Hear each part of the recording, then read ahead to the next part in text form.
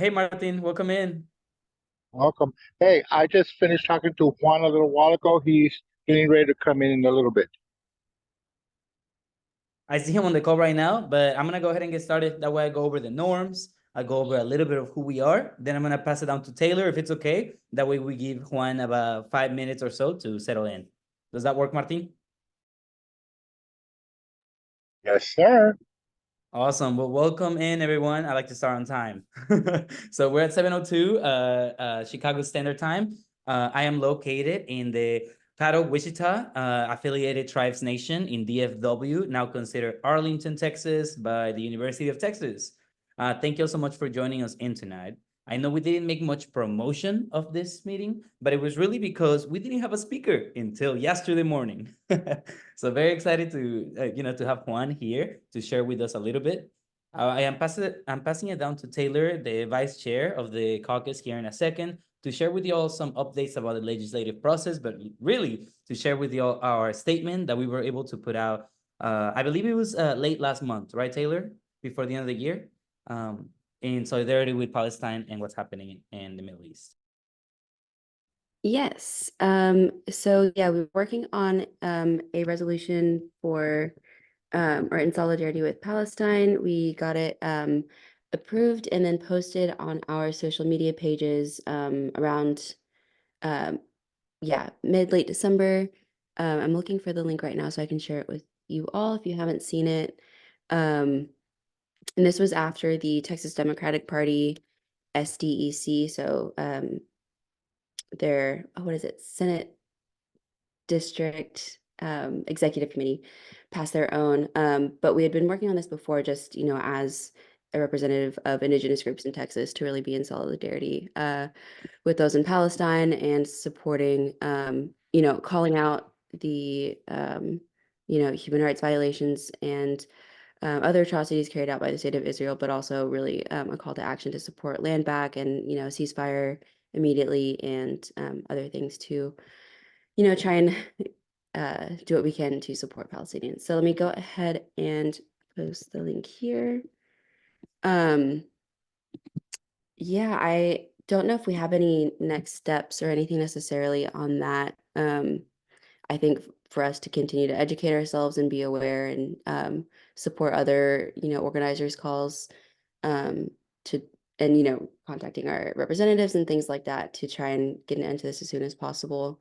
I was also worried about backlash, I guess, from either side, but I haven't seen any of that yet, so that's good.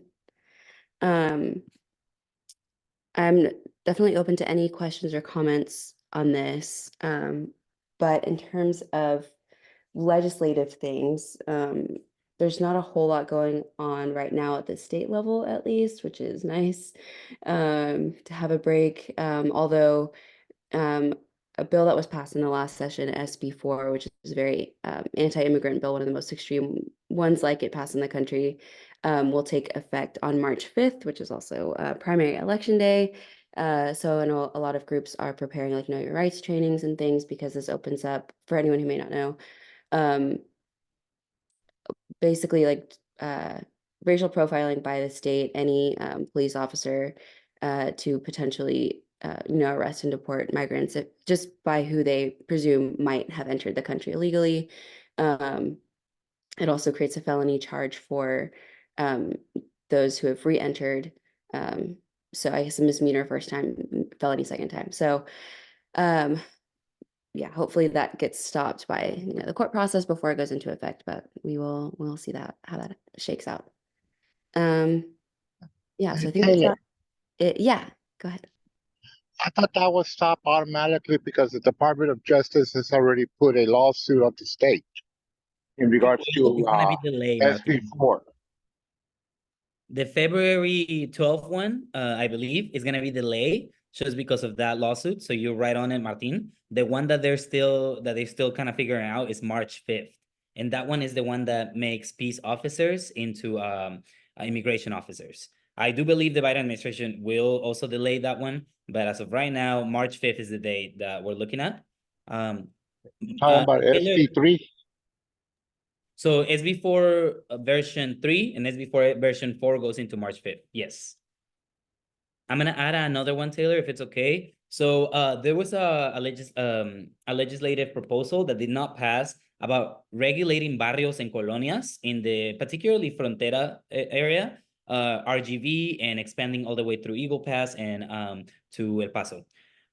It is crucial for us to pay attention to what's happening in our southern border, particularly because what the Republicans are really doing. If some of you are keeping track of it, they want to make this the political issue because they realize they need to attack, whatever this politics games is through every side. We are in the Texas Democratic Party, so we do support the Democrats. However, we can still challenge them, right, and keep them accountable. So to give a bit of an update to folks, we are still working on the bylaws, and we hope to have you there on our bylaws meeting coming up on Sunday. But really just to call upon, if you know anyone that has the capacity, experience, or the willingness to support us, we are on the finish line for that. So we would love to take them. We're hoping that we can present them in the next 2 months so that folks can not only vote on it, but we can also become a caucus for the Texas Democratic Party.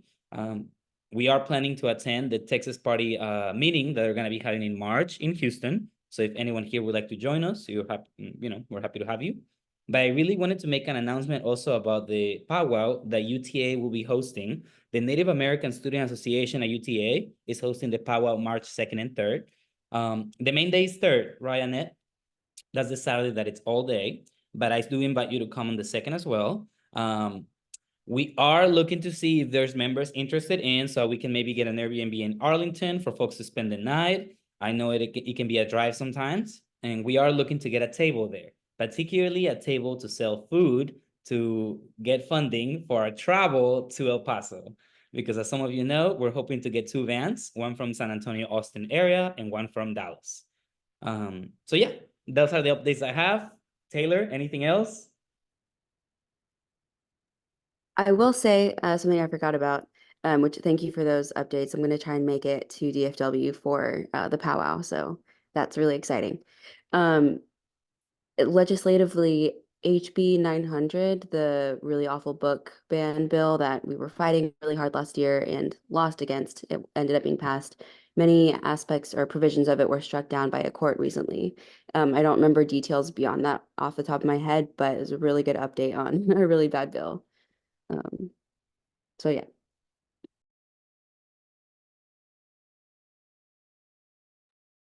Please go ahead and share on it. And folks, if you have any other events or things that you would like to share, use the chat. But I do encourage you all to use our Facebook group because that is how a lot of folks are finding us too. Go ahead. So many of you know that the American Indian Native Studies course had been approved for first reading, which was supposed to take place next week. The agenda for the 3-4 days in Austin was posted. We were dropped. We are nowhere on the agenda. It looks like the book ban issue that was, put on hold. They're using our time, I think, to talk about the lawsuit against Chairman Ellis that has to do with the book companies having to develop their criteria for, what is pornographic, what is obscene. And so the book companies have filed a lawsuit against him as the name person for SBOE. So no one knows if that's the reason specifically, but I've been through in detail on the agenda. We can't find it anywhere. So I was trying to look at what might have interfered with that. Now, that being said, if it was not just a typing error, that means that our first opportunity for first reading is delayed until April, May, and then that means second reading wouldn't take place until August, which means the chances of it being approved for the next school year is probably 0. So. Well, that is disappointing. Yes, and very. please know that Taylor and I are here and we can support creating maybe like a toolkit or a call to action so we can at least demand from the people creating this agenda to give us an explanation, right? So I will be reaching out this week once I check in with Taylor because we would love to at least be able to uplift this call to action. I think the least we deserve at least is an explanation. Thank you, Annette. And any other events? Because I know you're in with the community. Let us know, please, on the chat. Al, there- you go ahead. I'm sorry, there was a question. Did anyone reach out? They naturally posted it after work hours on Friday night so that we can't reach anybody until tomorrow morning. But I know that we'll be getting as much information as we can.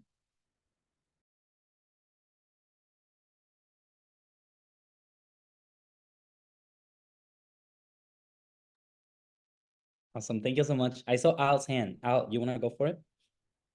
Yeah, I was just curious. Are you going to be cooking for the powwow?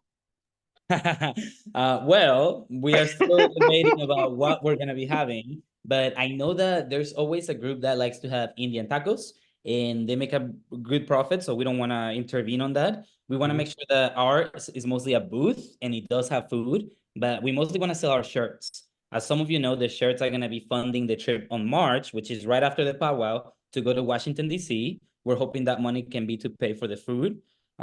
The application is not open yet, but I will be sharing it with all of you to make sure that if you know anyone, particularly folks that have been directly affected by boarding schools, we need to make sure we take them to Washington, because I'm showing up to every congressman in Texas so that they hear that we want a truth and healing bill, but we also want Indigenous Peoples Day to be recognized in their local level, state level, and federal level.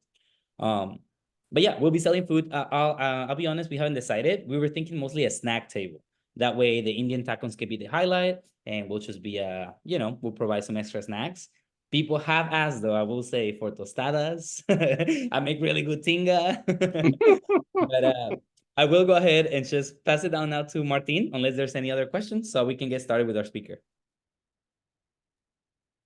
Yeah, Rocco, can you, I don't have I'm on my phone and I don't have the bio in front of me. Can you go ahead and, represent, and welcome, welcome Juan to our meeting, and Chairman Juan, sorry, excuse me, Juan. Can you go ahead and, give him his bio, please? I sure can. Thank you, Martin, and no worries at all. And folks, for y'all to know, Martin is our event coordinator on the executive team. So if there's any speaker, or if you yourself want to speak on our meetings, let us know. I know the July ones are the busiest ones, especially as we're getting closer to the convention in July. I'm sorry, the summer ones are the busiest ones. So we do want to make sure we get speakers for the next few months, but we have the February one, I think, almost confirmed. All right. Sweet. So I'm going to go ahead and read the biography and then pass it on to Juan. Welcome to folks that just joined us in. Please make sure to put your pronouns if you can. That way people can address you correctly. And tell us where you're from on the chat, or where you're calling from. Okay. Juan B. Mancias, the tribal chairman of the Carrizo Comecrudo tribe of Texas. He was born and raised in Plainview, Texas. He is the eldest born to a lineage of hereditary chiefs of the Carrizo Comecrudo, but also descendants from the Tesuque Pueblo. And Juan received his higher education at the Incarnate Word University, receiving a pastoral studies certificate and a Texas Tech University, earning degrees in both political science and sociology. With a background in business leadership, he has managed finance institutions and insurance companies, and has held leadership roles as an assistant tribal administrator with the Kickapoo traditional tribe of Texas, and tribal administration of the Scotts Valley Band of Pomo Indians of California, and the Alabama Coshata tribe of Texas. In recent years, he played a major role in putting together marches against the Dos Republicos coal mine, which produces a substandard coal that is sold to Mexico, where there are no EPA standards, which means that the coal is burned just across the border, polluting the air, and then drifts back into the US through the air particles.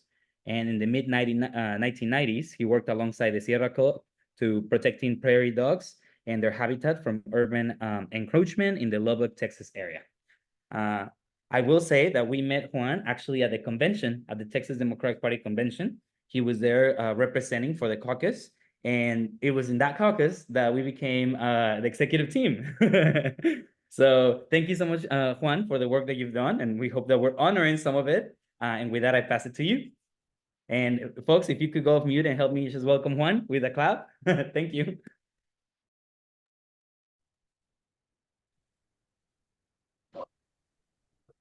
Hello, everybody. How are you?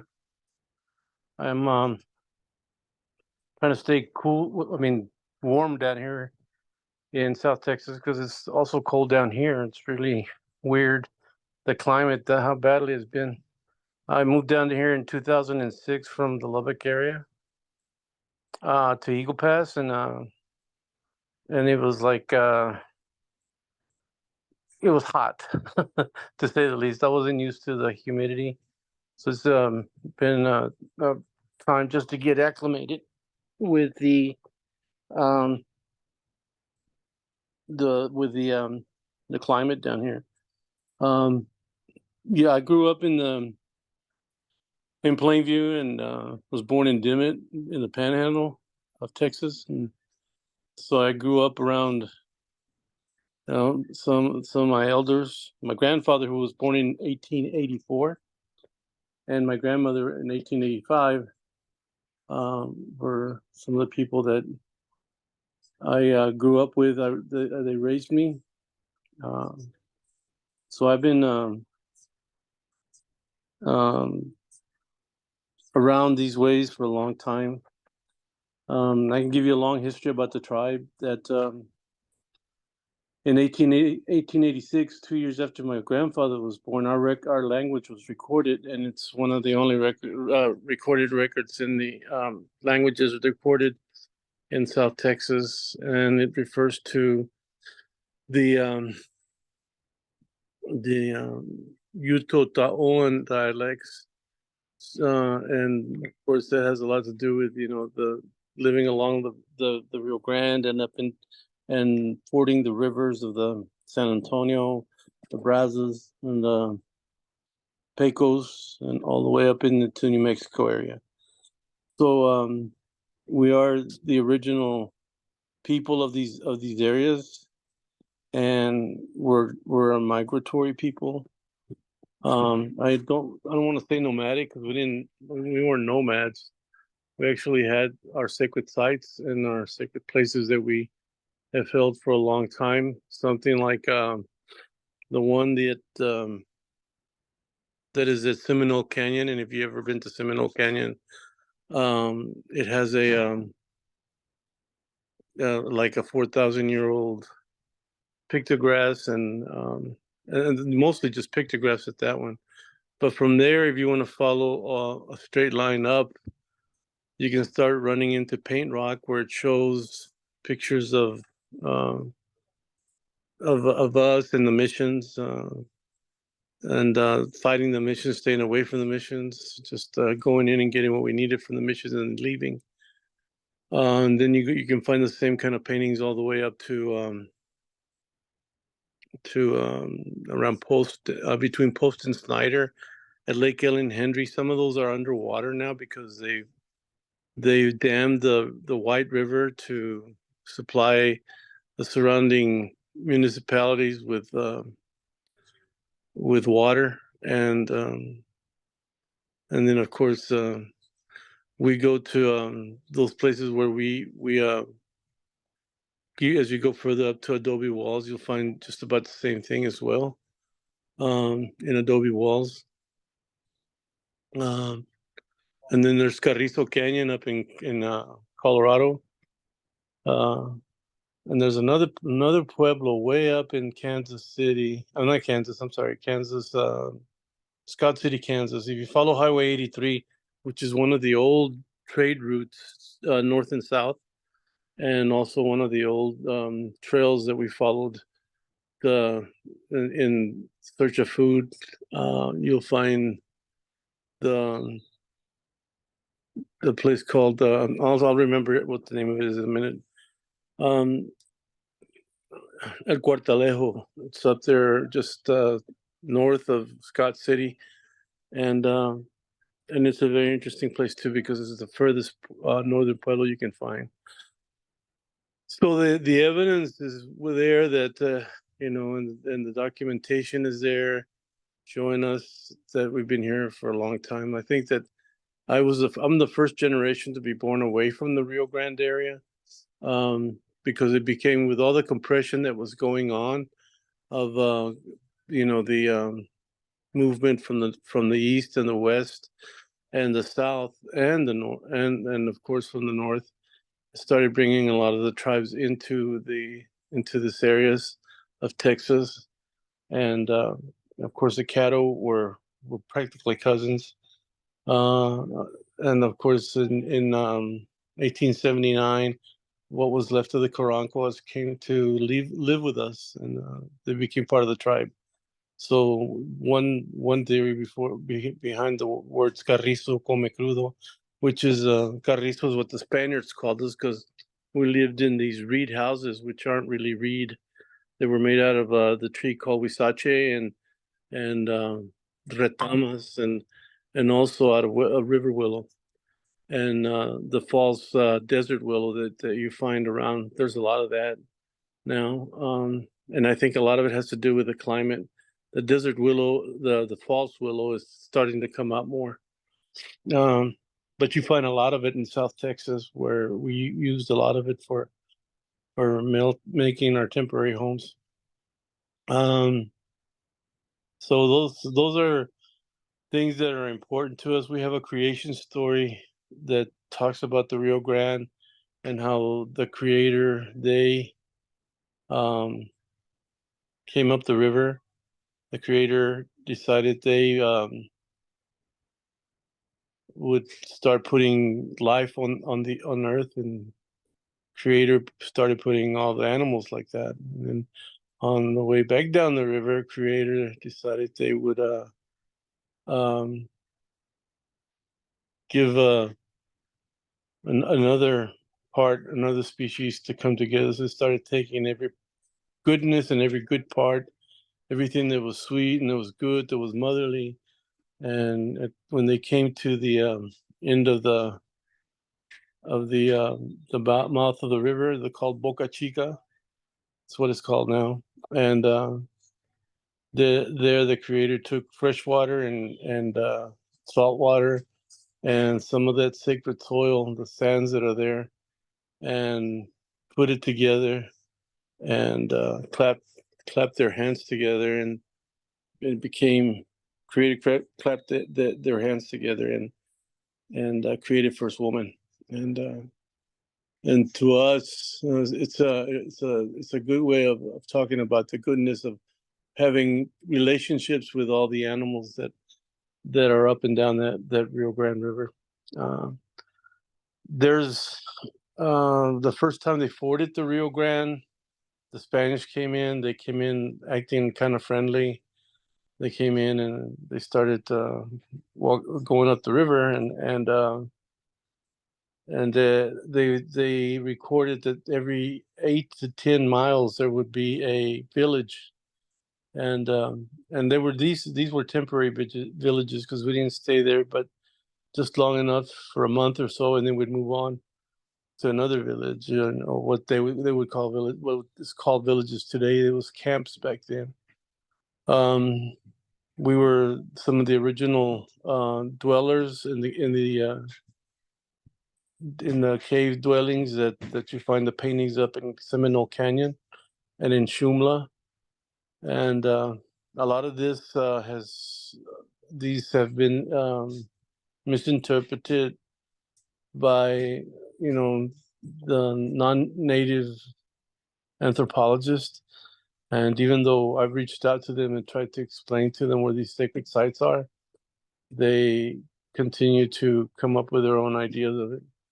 And so they assume a lot of things. So a lot of our history in Texas is an assumption. Even the Alamo is an assumption, because the Alamo was actually a place where Santana was going up toward East Texas, around those areas where y'all are at right now, to shut down the plantations, because Mexico didn't believe in slavery. And what happened was that Sam Houston became a diversion, and the Alamo with Travis became a diversion. So they split up their forces, and it's one reason they became they lost that battle at San Jacinto. So those are the things that we we continue to try and deal with, so people can understand the real history of Texas. And those of us who have done that research and that on that history have to understand it. Just in the recent, well, just I would say just in the recent couple of years, we found a lot of grinding stones. I don't know if you know what grinding stones are, but they're the ones on the top of the rock, where people would grind their corn, or they would grind their bone marrow or whatever they needed to, so they could eat, and they could cook that way too. So these are places that are part of our history and still remain a part of our history. I just want you to understand that there's a reason that I do what I do, and coming from that line of proud people, there's a whole article in the Texas Parks and in the Texas Railroad Commission that talks about who we are, and actually talks about the massacre at Devil's River, where 256 of my relatives were massacred by either Spanish or Mexican lancers and priests, and they call them the long knives and the black robes, and or the long robes. I'm sorry, not black robes, but long robes. And if you want to see the article, it's on our website, the old website. You want to look at it. It's carrizocomecrudo.com. But our way that we say our who we are is Ishtogna, and that means the human beings.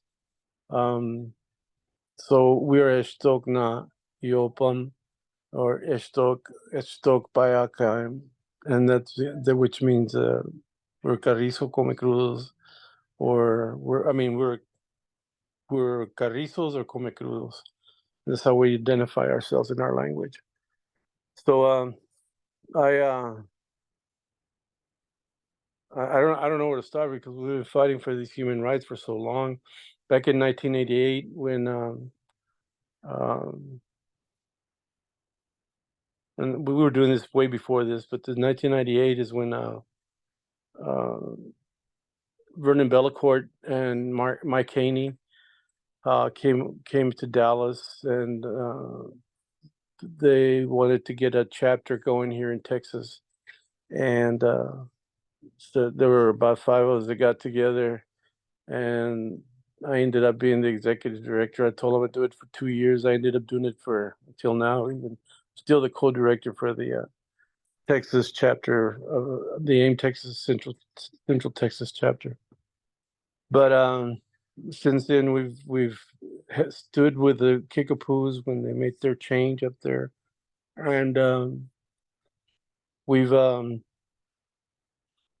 that was the only part of it, and the rest of it's always been trying to fight the water issue, especially the Ogallala aquifer where I was raised, and the contamination that was going in there from the herbicides and the pesticides that are used for the corn, the maize, and also the cotton. So we try to maintain our connection to the environment, to each one of those animals, because it's part of who we are. It's part of our DNA, if you want to call it. But if you want to call it the fractal theory, that's even a bigger part of who we are. And so I don't know if you know what the fractal theory is, but it's the golden ratio where, we're all part of the creation. And that's why it's important to have a creation story and to understand why these places are sacred to us. And some of them should have never been uncovered, like the one at those Republicas in Eagle Pass. We walked 9 miles, from their offices all the way to where they were doing the digging, and and all we wanted was and there they did a 106, and that 106 showed that they had found 250 manifested Carrizo artifacts, but it didn't say anything about human remains, and they said they had just found one finger. And I'm going, this sounds like the same story at Lubbock Lakeside, where they also have found only one finger. But it's the same old story wherever you go. You just want to laugh at them, because it seems like they are still when I say they, I'm talking about the colonized settlers that came in and wanted to just take over.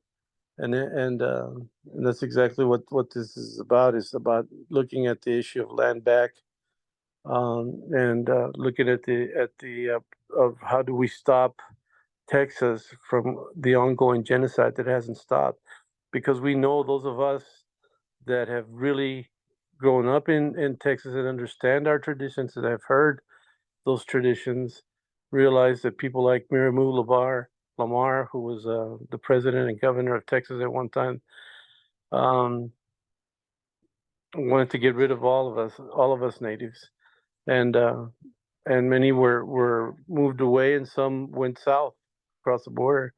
Us, we just stayed here and started fighting, and fighting the especially my family stayed on this side of the river, and started fighting a lot, trying to maintain who we were. Some of us became part of the King's Ranch, where it was hard for anybody to go in there, because like there was its own law there, and my grandfather brought a lot of the men to go to work there from that were part of the clans. So our breakdown, our morphology as a tribe is, we have a tribe for those who speak the language, and then we have the bands and the clans. Right now, we only have 6 clans left. I mean, 6 bands. I mean, and each one of them has a connection to one of the clans. So what we're doing is trying to get our lands back, and especially with what's going down there in Boca Chica, where there's a place called their Garcia pasture, and it's a site of it's a federally registered site, and it holds 32 villages there. And those 32 villages are some of the fishing villages that we had. And you know that they are because there's a sotol plant that doesn't really grow in that area, but is abundant just around those sand dunes. And there's a whole history just about what's happening at Boca Chica.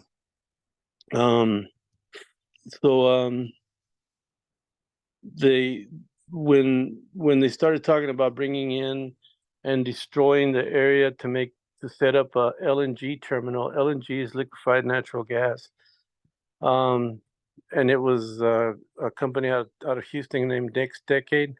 And there's another one with the Texas LNG who really has about 1,000 feet of the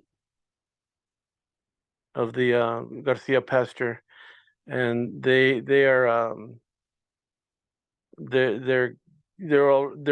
thinking about starting construction. The other one has already started construction, but they're at a pause right now because, and here's the good one, is that we have bought 4 lots in down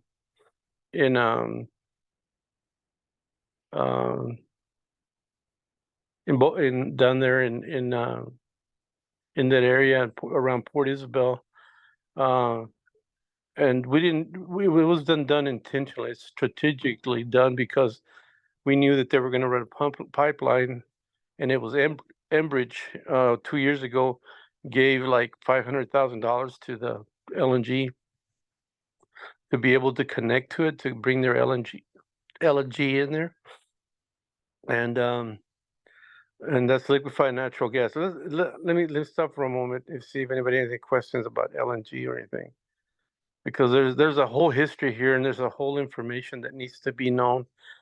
LNG is just methane, and it's liquefied, and it still stinks, and it's just dirty gas, and no matter how much you clean it, it's still dirty because it's still polluting the air and the water. and that's exactly what is happening with this place there. There was nothing there, and if you don't know where Port Isabel is, it's the gateway into South Padre Island, and you're gonna have to drive right by there, and smell all that gas to go to Padre Island. And if you're lucky, the wind will be blowing out of the east instead out of the west and south, to where you're gonna smell that methane if you ever go to South Padre Island. So and then they're gonna contaminate the waters by the tanks that come in, the ships that come in. If you ever been to Houston's Chip Channel, you ought to go visit and see exactly what I'm talking about, because that's exactly what they're proposing here on a pristine area that didn't have none of that. And we have fought them tooth and nail for a while now on this. It's called one's called the Rio Grande LNG, the other one's the Texas LNG. So if you're taking notes, and one's run by Next Decade, and the other one is by a group. I never can remember their name. It's a group of investors, but I can get you that information if you need it. And then of course there's the Enbridge, and I don't know you know who Enbridge is, but Enbridge is responsible right now for the big fights up north with on line 3 and line 5. But now they're coming. This is the second one they're going to put here. The first one was called Valley Crossing Pipeline, and we fought that one tooth and nail by ourselves, with no assistance, and that's how we started doing what we're doing now, because we've been able to go to France, talk to the banks. 3 banks pulled out of there after we talked to them from France. But the thing we didn't count on is that they didn't pull out of their company called Total. And they're the ones responsible for wanting to get this gas. They've put 17 million shares into this project down there with the Next Decade, the Rio Grande LNG. But now that since we bought those lands, we don't give consent to anybody coming in and coming through our lands to put a pipeline in, because we know those lands are sacred, and we know that there were ceremonies that took place there. We know that there was the reason the sotol is there, that plant that looks like yucca, they call the Spanish sword, is fibrous, and that's what we use to make our nets for fishing. And also that's how we would make our sandals at one time too. That's what we wore. As a matter of fact, the Kiowa called us the barefoot people. And I think that that's something that we need to understand here. And yes, the thing is, the only thing that I'm looking at some of the things that are coming up here. The federal agencies right now that we have a lawsuit against the Federal Energy Regulatory Commission, because they gave permission for the construction of that LNG without, and what they did is they waived all 75 questions that they were asking of them, and a lot of them had to do with due diligence and their relationship with us, and did they understand that they were right next to these areas. Now, both we know that the Garcia pasture is there, and the Rio Grande LNG, who with Next Decade is persistently wanting to get theirs going, is in the middle between the Garcia pasture and another pasture that was down there called let's see, what's it called? El Potrero de la Loma Chiquita, which means the pasture of the small hill. And that's another thing, is the whole Loma perspective there in that area is only found 3 places in the world like that, and that's in Africa, here, and in Australia. So there's no way that they can say they didn't find any kind of artifacts or any kind of anything there. And my question still remains to them, because they asked me, so we didn't find anything. So my question to them was, that before or after you started construction? because that's the way it is right now. It started before construction, is what they did. So now we're looking at knowing that this place is between these two places that are sacred, and have been considered sacred because of past findings that have been done there. So people are still fishing there as well. So a lot of the people who may be of our tribe but don't even know that they're tribal are still living the old way there. And these are old fishing villages that are there. And we would move in when the hurricane season and we'd go hunting. That's why the massacre at Devil's River, because we were following the buffalo and looking for deer that were back in that area. And there was a time there were elk in Texas. And I mean, there's so much things that you can see when you start looking at these paintings, that if you understand the way that we lived, you can understand the way that we are. Let me see if I can share one of these pictures with you well, if anybody has any questions or anybody wants to share something.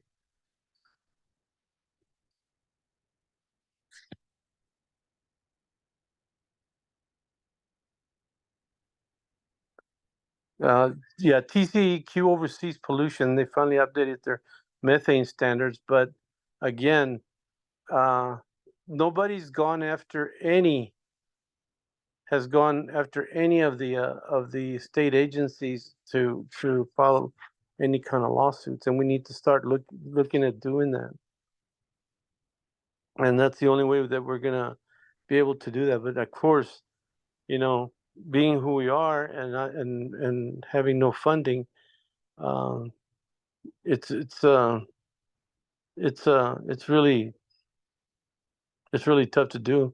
And even with the Justice 40 money that Biden has offered to media, that to us as Native people, we should look at that as being Judas money, because we're actually selling our resources and selling our lands to be able to get a better climate. But the thing is that they're not doing anything about better climate when he keeps, trying to run more pipelines like Enbridge.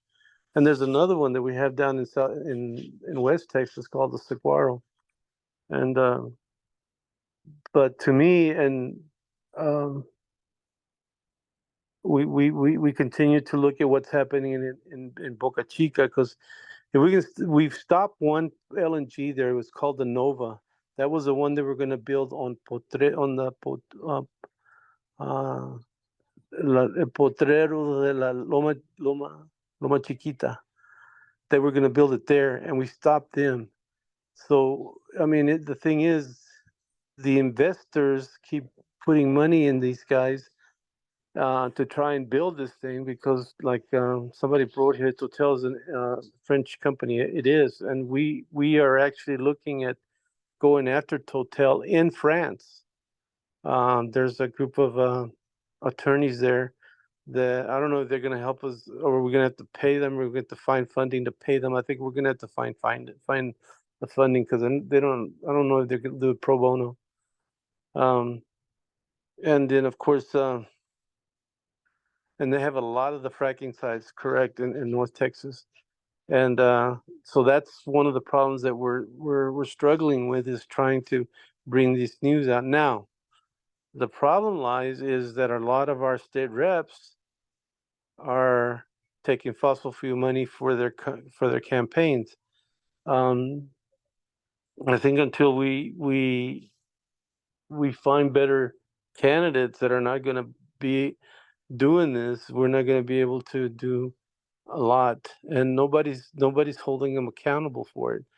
And as an Indigenous caucus, I think that we should. I'm going to run for county commissioner here, basically just to stop some of the contamination. And we stopped, Eagle Ford Shell from coming into this county. So it's possible, and it's not impossible and we can't say that it's impossible not to do it. We have of course, I'm trying to give you as much information as I can here. we got good old Elon Musk, who right now is like thinks he's a demagogue or something. I don't know. He's got his little cult running around with his Tesla cars. And here's what he's done. He has put up a pad there, and every time he tested a rocket, they would close down the road from Brownsville to Boca Chica, and Boca Chica is what they call the poorest man beach, because you don't have to pay to go out to the beach at Boca Chica. And it's a beautiful beach because that's where the sea turtles nest. And now Texas Parks and Wildlife is considering on Wednesday to give him 40 acres in trade for another part of the land that's there, that is, and make it part of the wildlife refuge. He's giving 40 acres of the wildlife refuge to get another piece of land to add to the wildlife refuge. But if you have never been, and if you're an Elon Musk fan, shame on you.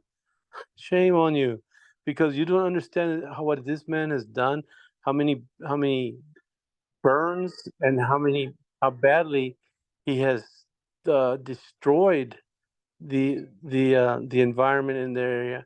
It looks like a desert once you get past his land. It looks like a desert because the burns that he's done, the rock and the ships that he's done, the two that have blown up. I was there for the last one that blew up, and it was sickening. It was sickening it almost knocked me out of bed. That's how loud it was, and it also created an earthquake. And it was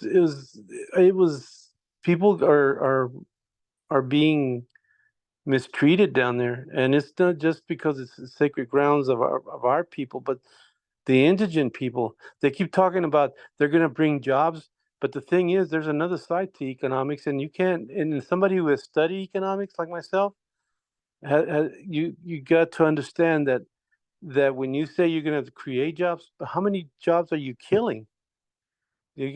All those people down there. Their resources come from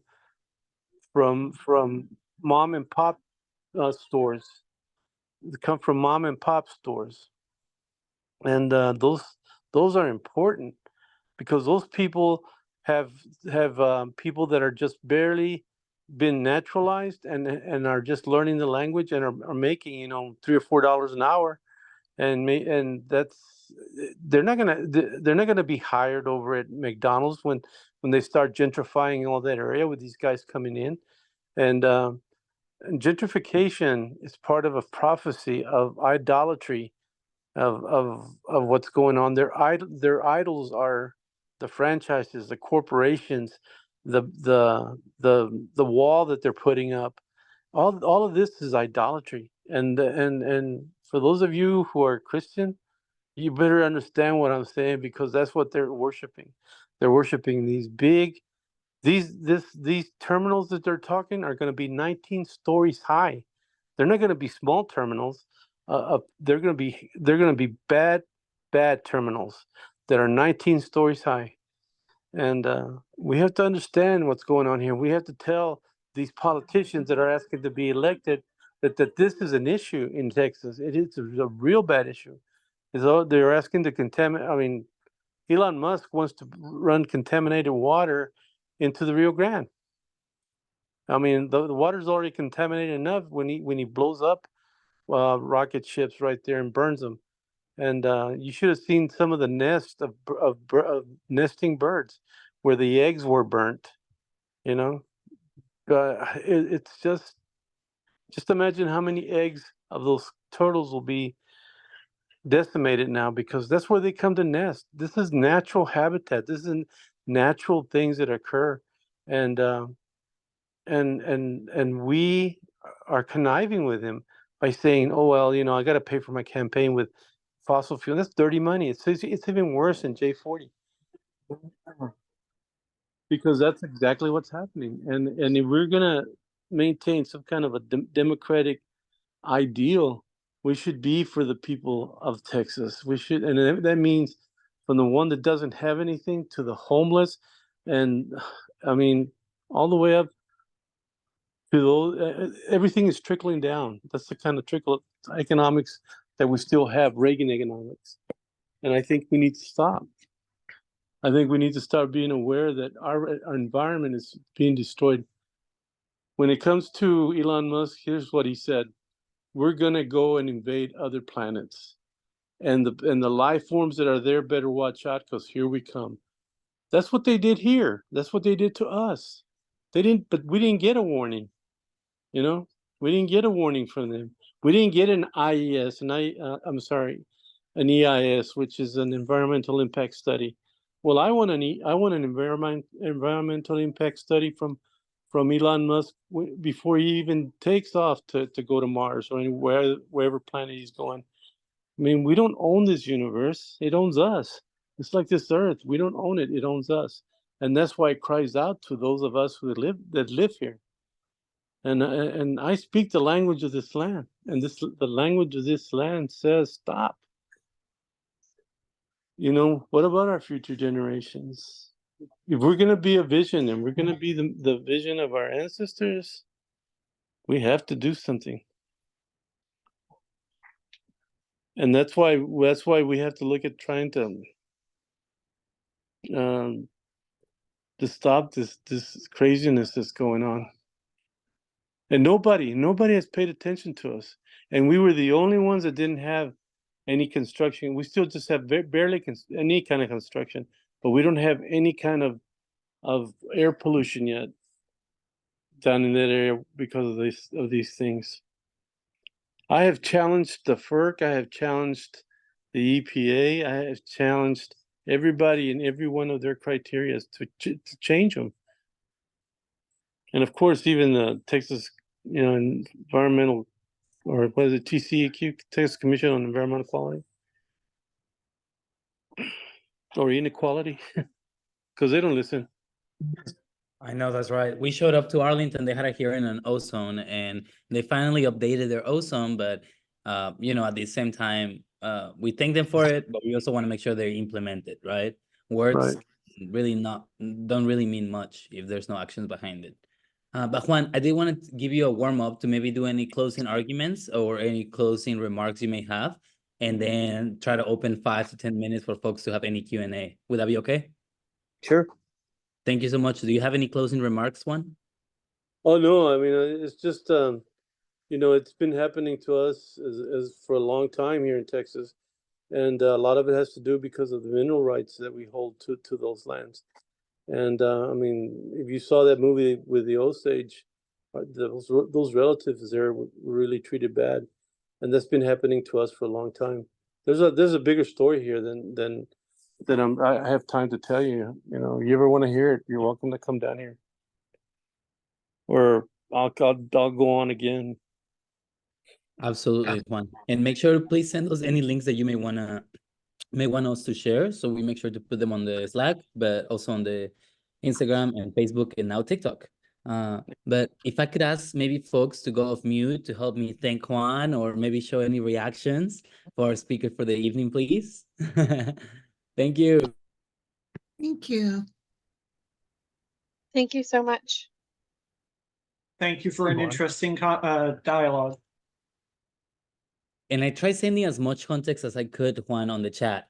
I know I shared with folks a little bit about maybe the regulatory bodies, but I sent you the article about TCEQ putting a press release on how they're showing off that they are building this oil and gas, system here in Texas, when in reality in France, they're actually following the standards on regulations to keep people safe on pollution. But why not here, right? So, I mean, I live in if you live in Tarrant County with me, I know some of you are nearby. We have the most amount of hydraulic fracking sites. In fact, everyone that lives in Tarrant County is within 5 miles of a site or a well, which means that, it's all TCQ owned. It's the Barnett Shale. And as Indigenous people, sometimes people forget that we care about the planet, really, because we do not want to export more oil and gas. We want to protect the land. and we actually want to protect the earth. And I think this goes hand in hand with our platform, because as folks know, we will be presenting a platform as the Indigenous Peoples Caucus this July at the convention, and it will include land back for the first time in Texas history, which will have environmental justice in it, but particularly pollution standards beyond TCEQ and regulatory bodies. With that, I would love to open it for folks to maybe ask Juan any questions. Hey, Juan, this is Martin. Sí, I had Maria. a question for you. Yesterday, you mentioned to me about genocide. Can you explain more what you were talking about yesterday? Well, when you're involved in any kind of human erasure, especially here we call it just tribal erasure, which is really happening because you have to deal with the issue of that only the colonizer can tell you that you're native, and even though you may speak your language, you may know your ways, and you still have your ceremonies.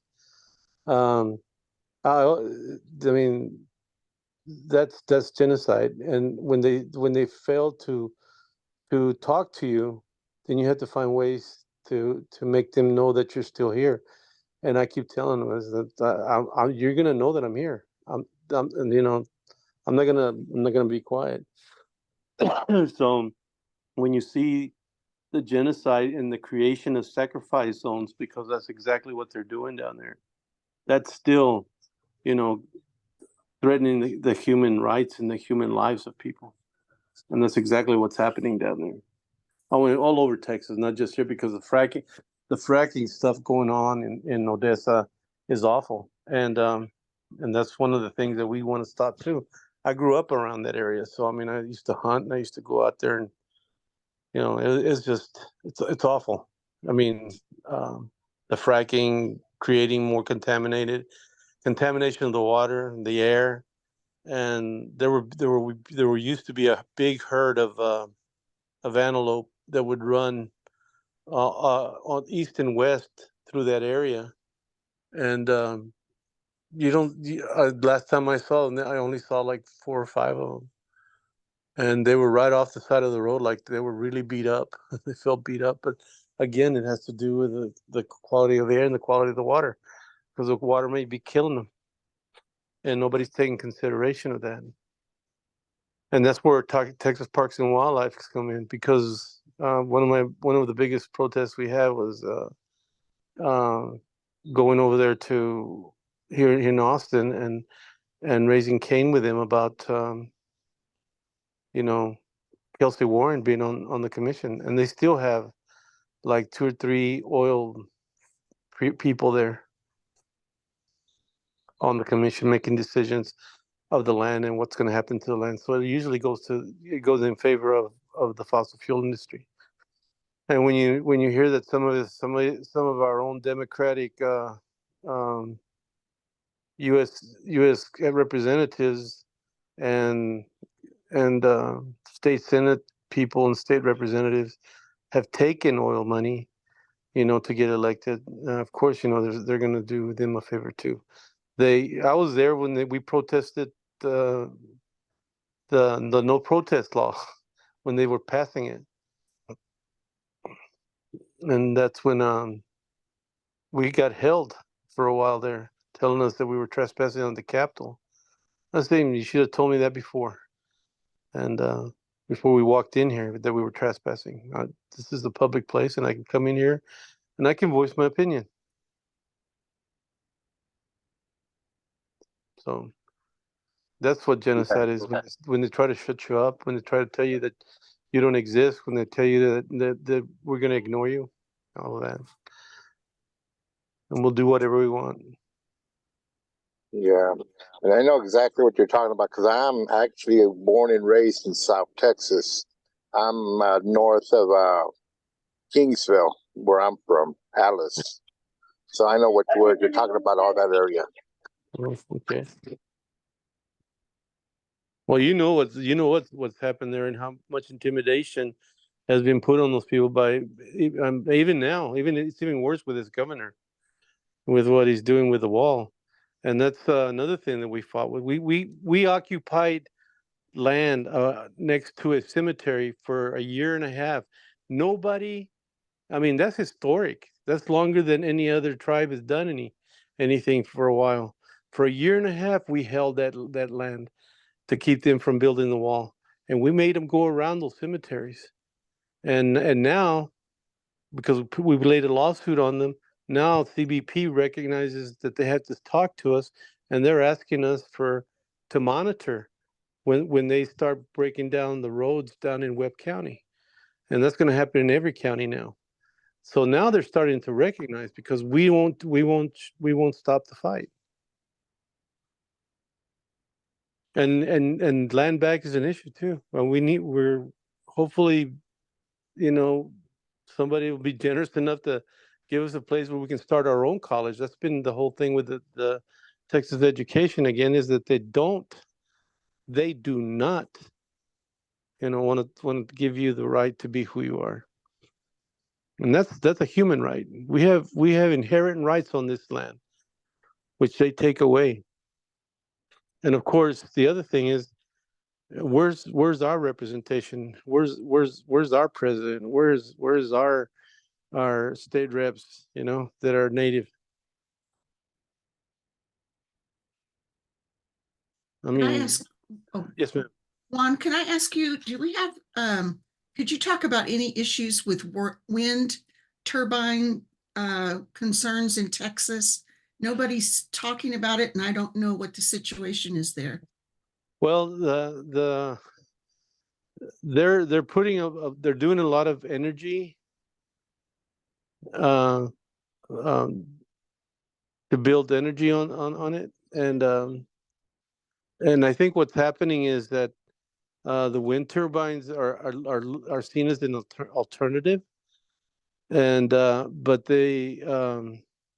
they're also creating some damage with wildlife, and so, I mean, especially, the hawks. And I mean, one of the things I haven't seen in a while are crows and ravens. It's amazing that, and it hurts me because I'm Raven clan. I'm part of the Raven clan, so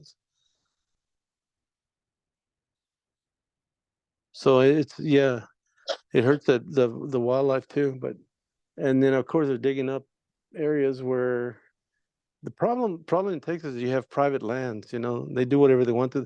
The private landowners are selling water. You go up Highway 87 from Big Spring toward Lubbock, and you'll see that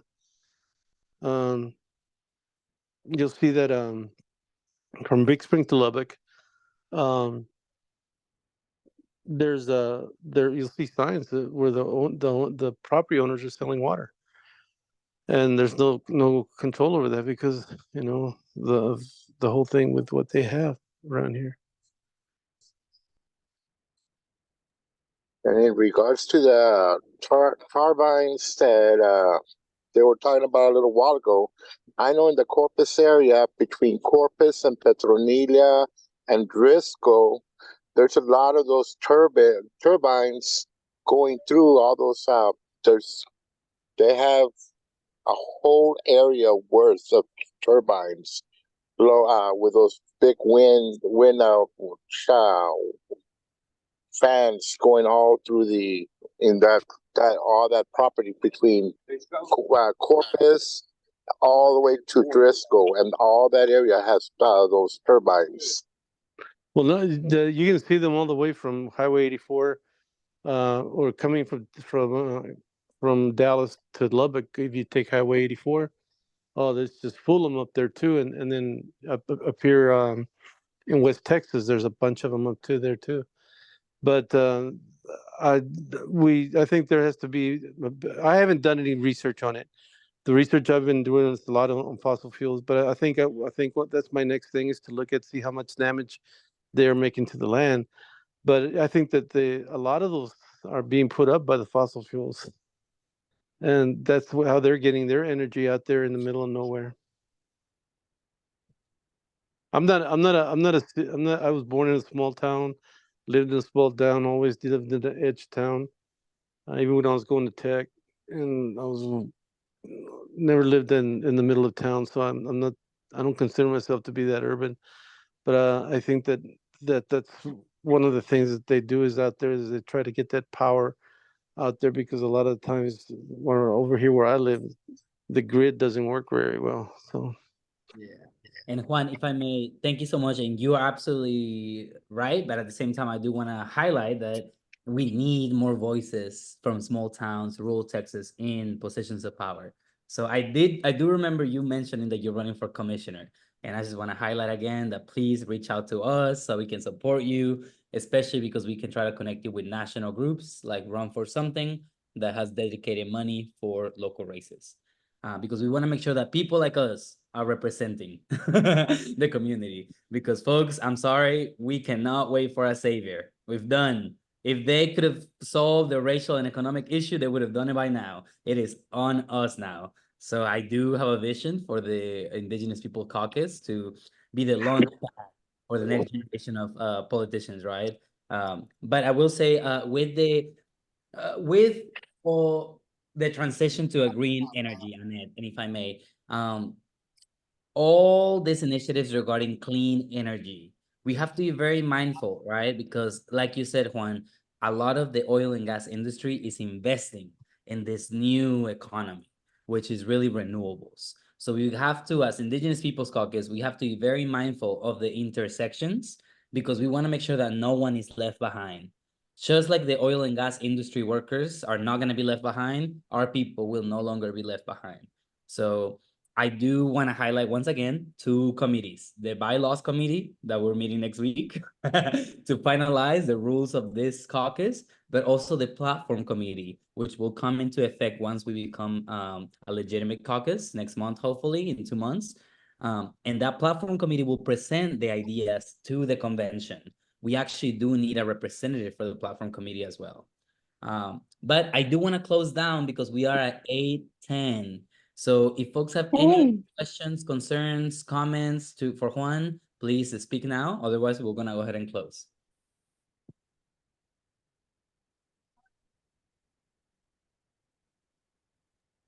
And also, in behalf of the caucus, I want to say thank you, Juan, for coming to us and bringing us this issue. And that way, you need to probably start working on. Maybe we could put this as a has a note that we need to start working on and see what we can do down for the valley area in regards to this fossil fuel and stop that.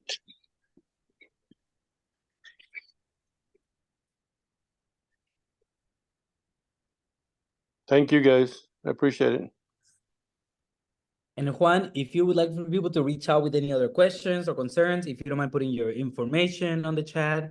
If not, if you share anything with us, we can share it on the Facebook, Slack, and Instagram. But with that, I think I'm gonna go ahead and close down. Executive team, any other announcements or comments?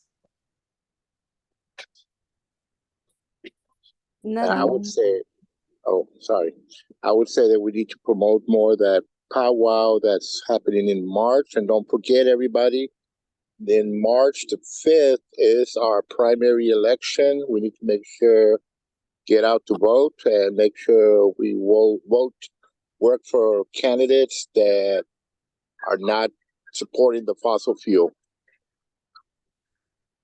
Good, Martin. Thank you so much, everyone. And if you get a chance to meet your future senator, hopefully, make sure you also ask them, how do they feel about Indigenous peoples? And also, how do they feel about the oil and gas industry? Because as you'll know, there's a few candidates. Thank you, Annette. And go ahead, Philip. Thank you. One quick question. I did attend the State Democratic Executive Committee meeting yesterday in Missouri City, just kind of east of Houston. There's one thing I want to tell the group to be aware of. As we know, in El Paso, we're going to convert over from state Senate districts, executive board members to congressional districts. We're going from 31 seats times 2, male and female, to 38 congressional district seats. But the reason I want to bring this point for y'all to consider is the Texas Democratic Executive Committee, excuse me, the Democratic National Committee out of Texas is increasing the seats from 9 to 12. I believe they're going to add 3 more new seats. And what's happening right now, because nobody's taking advantage of this, some of the other groups, for example, I'm going to hypothetically pick a Black Caucus. They want to get another seat. I went up there and approached them and said, wait a minute. Why can't the indigenous people have one of those seats? And right now it's broken up into Hispanic, Black, Asian Americans, LGTB, and everything else. So they're gonna have 3 more seats. I'm advocating that we at least get one of those seats to be earmarked for indigenous people. So I'll be thinking about this. Thank you. Philip, is there a way that we can join you in advocating for that seat?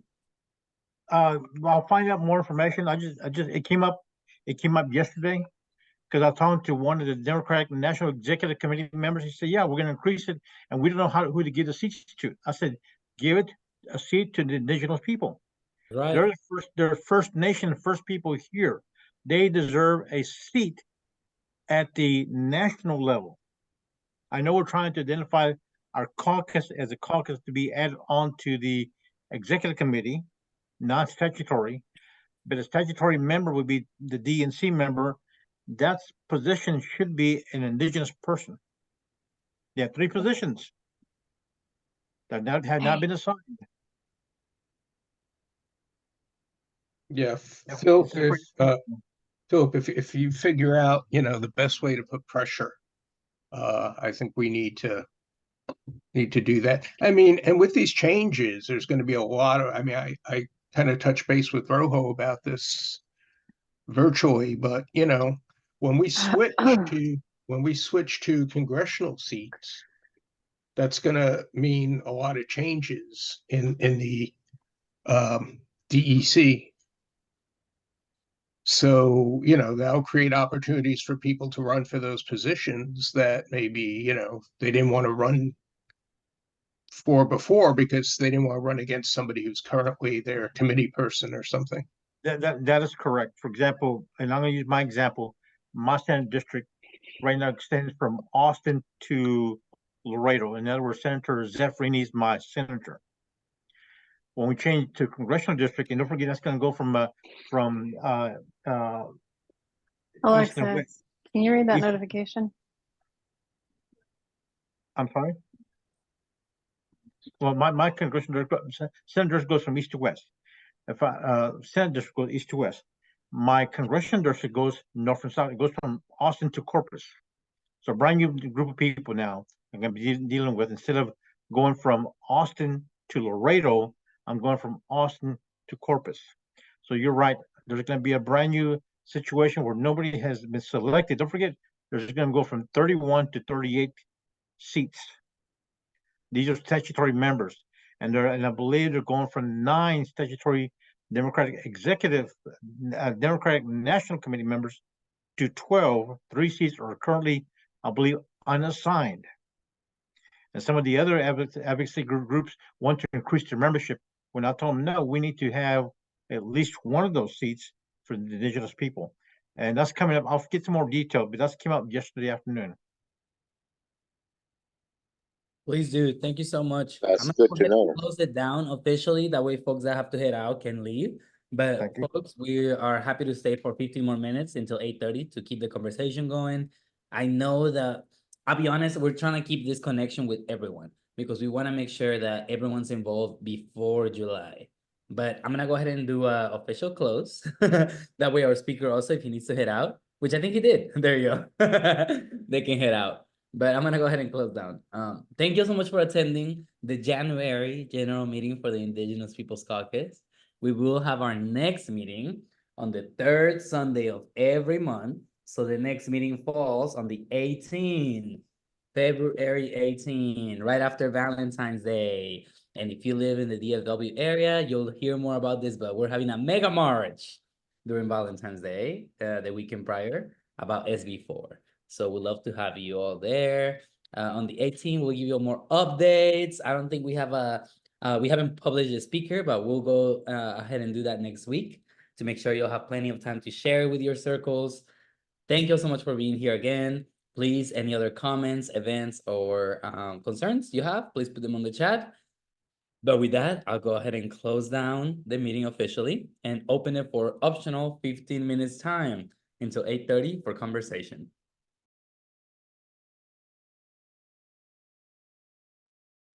Rojo, I was wondering how to notify you all when we hear something on the SBOE front.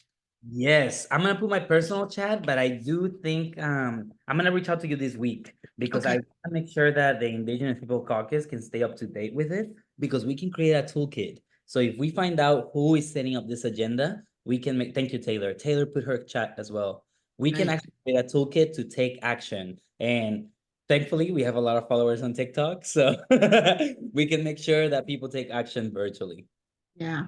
Yeah, we're kind of on tippy toes right now, trying to be careful we don't agitate anyone, because our understanding is that March 4th, March election is 4 SBOE contests are going on, and the opponents are extreme conservatives trying to take those seats.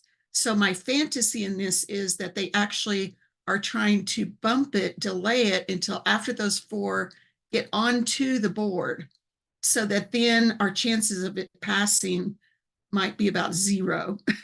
So, that may be just my paranoia, but we have found that their tactics are very much like the state legislature. So Thank you so much. No, this is very helpful because we send talking points, or I like to call them pivot points, according to how they react. And sadly, in Texas, we have a lot of extreme MAGA Republicans. So we tailor our content related to that. However, thankfully, everyone respects the fact that First Nation people and Native Americans have been here all along. So we are always able to get some footage on that. yes. Rojo, just to give you a FYI, if as soon as I know what my work schedule is going to look like for March, I'm going to hope to be there for that powwow, and I can probably try to help out what I can. Thank you But, so much. Put out a graphic to make sure that we get volunteers, because it's a long day. It goes, I think, from 10 a.m. to 10 p.m. In the past, I thought they were joking, but they finish at 9:30. So they were wow. actually serious about 10 p.m. So I'll make sure that we have maybe 3 shifts for volunteers. Yeah, I'll do my best to get out there. I may be going back to over the road driving starting in about a week and a half. So it just depends on if I can be here in time for it. Thank you so much, Clayton. I'll make sure to put out the official dates. That way you can, figure out your schedule accordingly. Sounds good. Thank you. Have a great evening, everyone. And I'll just need to figure out how to get to Arlington, because since there's no public transportation that goes into Arlington. But that Saturday, I'm going to be picking up my equipment for election day, because, well, election day is that Tuesday the 5th, and that 3rd is Saturday. I got to pick up my equipment, or that 2nd is the Saturday I pick up my equipment for election day. Because he's an election judge. Folks, don't forget to become an election judge for your county. Thank you, Martin. I would say 2 things. The first one is we're trying to create solidarity within the Indigenous People Caucus. So I'm sure folks could give you a ride. The second one is public transportation, or I guess public-private transport in Arlington, called VIA, runs from 9 a.m. till 9 p.m. on Saturdays. So if we need to figure something out, I'm happy to support you with that. But the TRE that goes from Irving, it stops by Centerport, and then you can take VIA. All right, thank you, sir.